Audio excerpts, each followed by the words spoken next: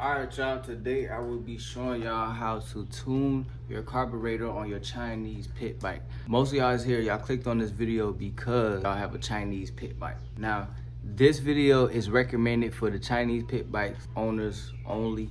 And if you have a Japanese bike, I'm not talking for you. I'm talking for the Chinese pit bikes, dirt bike owners and stuff like that.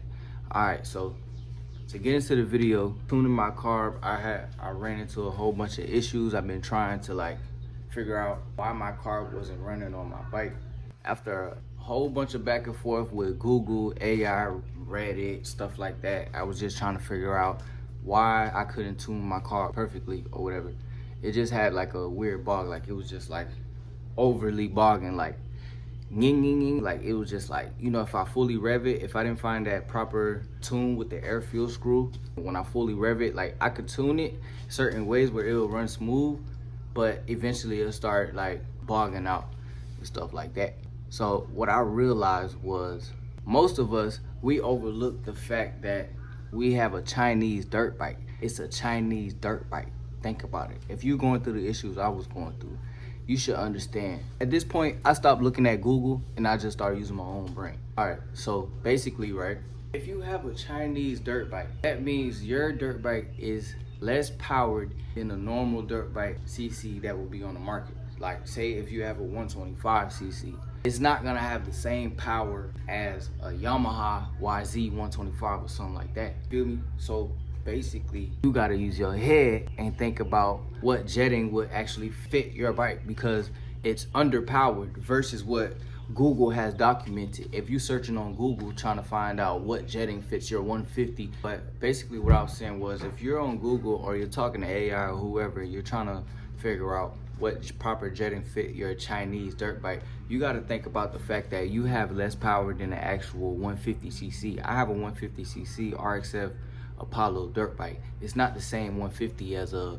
CRF, you feel me? So think about it. So your jetting probably should be about half of that size. So that's what I went ahead and did. Actually, the box, let me show y'all. The Nibbi carburetor package that I got, the box or whatever, it came with this little manual carburetor instructions. And I seen right here the original settings. It said basically if you have a 28 millimeter FL that is like flan tube or whatever, you know, it comes with the bolt on, that's what FL means, but it's the size of your intake or whatever. But you already know, basically, like it's showing like jetting sets right here, and it, to me, it seems like the bigger the flan or whatever, the bigger the bike, bigger 4-stroke, and then it got the settings for the 2-stroke. So what I did was, since my bike is underpowered, I went ahead and went with the smallest pair set of this setup. Well, not even the smallest, I went closest to the smallest, which is right here for the 22 FL. I went 98 and 98 main jet and 32 pilot jet. But I didn't have a 98, so I went 100 main jet. But regardless, I know my nails look a little dirty, whatever. It's because I've been working on my bike. Don't do me in the comments. But regardless, what I'm trying to say is, when I got the Nibbi carburetor, it came with a jetting already set, and then it came with an extra set. It only came with 2 pieces, like an extra pilot jet and an extra main jet. But I had already ordered a set because I was dealing with the Kehin carb in the past, thinking that it was just the carb. The carb was too big. The Kehin carb was actually a 28, PWK 28. So I went ahead and set that back. Also, it was slipping a little bit. You know what that means. It wasn't good. But basically, I started off with the carb when it came in the mail. Both carbs, even with the Kehin, I started off and I was listening to Google, and I was going with like 45 pilot jet, or like between 40 and 45 pilot jet, and 110 and 118, or up to 120. I don't know. It was high main jets, high numbers. So basically, I was like, all right, we need to start low because my bike is not like a actual CRF 150. I went ahead and split the calculation in half or whatever.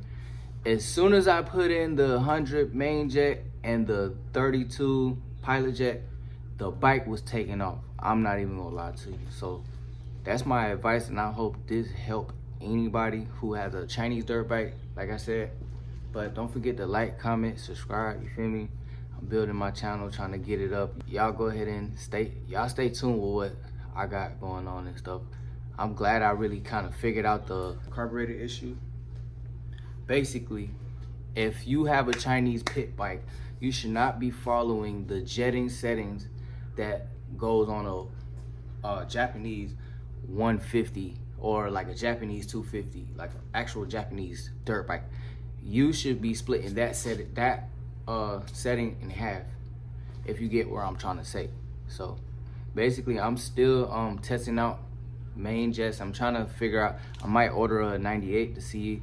I'm gonna just test in between the numbers that I got right now to see what give me the best performance. Right now she performing very well. So I hope this helped anybody or all y'all, you know what I'm saying, who support me or whatever. Y'all subscribe and, you know what I'm saying, keep going up, you feel me? And stay bike life, feel me? Stay bike life forever.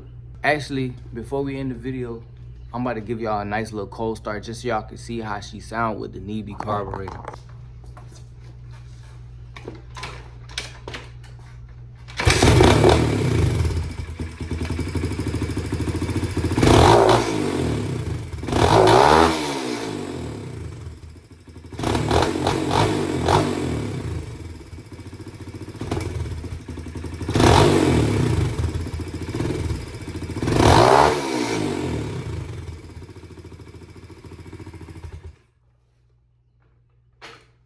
Like I said, she ain't all the way perfect right now, but I'm still working on tuning her right. I'm still gonna go inside, change the needle clip position to see what runs better on my bike. But for the most part, we don't need to follow the jet sizing on a Japanese bike. Split that in half. I don't think it's a jet sizing for Chinese bikes, but just use your brain, split it in half, and yeah, figure it out.